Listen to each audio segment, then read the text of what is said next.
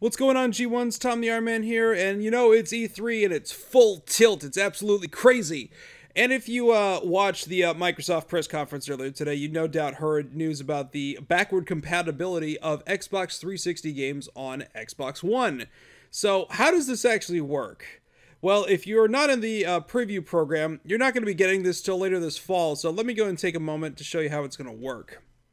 So you go to My Games and Apps, and then you would go all the way over to the Xbox tab over here on the end that says Find More in Store.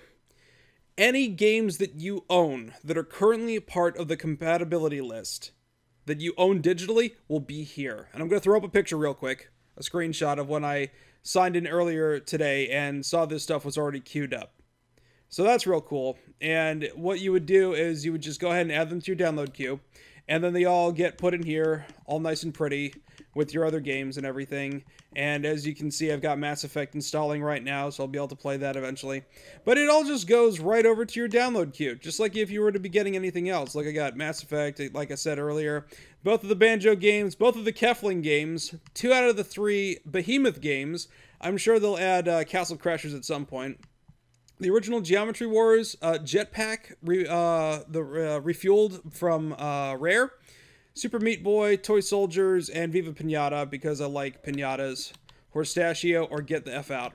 So anyways, I mean, once you get it in here, what do? I mean, you just go ahead and launch it just like any other game that you have on your Xbox One. So you can just go over to the tab for it, or you can go ahead and, if you have a Kinect, you can do it like you always do. Xbox, go to Perfect Dark. And it just launches just like that. And you get these really cool splash screens like you do with the Xbox One games. And then it just transitions right into the 360 as you were powering it up. You know, it's like you never left, which is really cool. And it's kind of like when you were playing an original Xbox game on the 360. The UI changes completely. And you see, it's just like if you're playing it on your 360. And it's really nice to play a game that I love so bad, like Perfect Dark. See, even look, the original Toast for the Xbox 360 pops up. How classy is that? So, it's really something else to be able to play a game like Perfect Dark on the redesigned controller for the Xbox One, because I like the 360, but now it feels even better for shooters. So this seems like a completely natural fit. And just like any game you play on your Xbox One, you can always hit the guide button and just, you know, mosey around like you normally do. So you're not confined to just features that you would have from Xbox 360. You still have full Xbox One support. So, you know, you can still go ahead and double tap the guide button and go ahead and snap apps and everything. So you can do all that.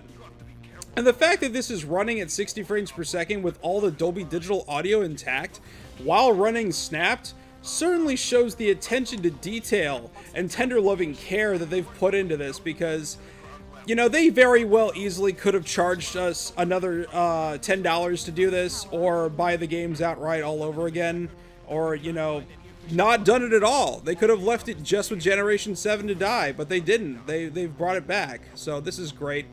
And if you have any games that are on the compatibility list that are disc-based that you don't have the digital copies for, you would just go ahead and pop it in your disk drive and they'll install just like anything else.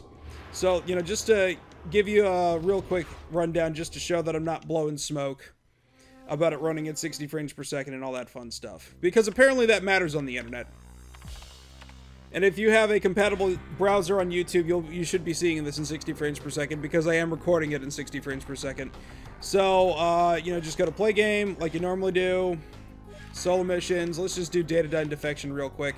And as you can see, it actually has my best times in here from when I played it on Xbox 360. So if you actually have your save data on cloud storage, you will be able to import that stuff directly and play it like you never even left, which is fantastic. Oh, look, we saw this already. So yeah, look at this. All the lighting sources are intact. The skyline's intact. Everything's where it should be. Let me shoot this guy, because that's what you do. Yeah! Right in the jugular. I'm gonna smack you. I'm gonna smack you! Yeah!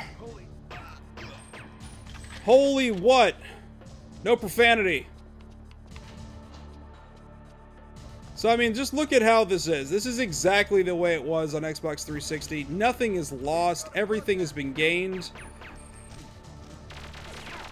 Rah! Bullseye. Give me your necklace, Cassandra. Get out of here. Go home early. But yeah, I mean, it works. Bottom line. So now they only have like 14 games available so far. Many of them I own, but they are going to be adding at least 100 by the time the program goes wide this fall. And I'm sure they're going to add to it because look at this. Look at how many games they have just in this picture right now. Let's pretend all of those hit the compatibility list. They see an opportunity to make money, which is totally fine. It's every business's right to do that. Venture capitalism!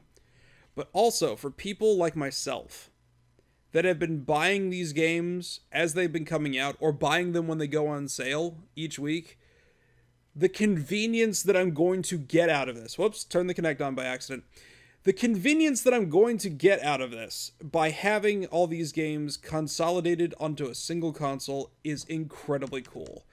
And I can't wait to see what they do, you know, as time goes on.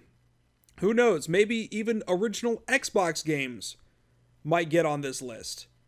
I'd sure as hell like to play Mercenaries again. I mean, I can do that on my original Xbox right now and run it through the FrameMeister. That's fantastic. I can do that right now. No big deal. But if I can just do it right through my Xbox One, all the more convenient, as long as the experience remains intact, and that appears to be what's going on right now. So, that being said, have yourself a great E3, and remember at the end of the day, it's the gamers who win, not any one company. Have a good night.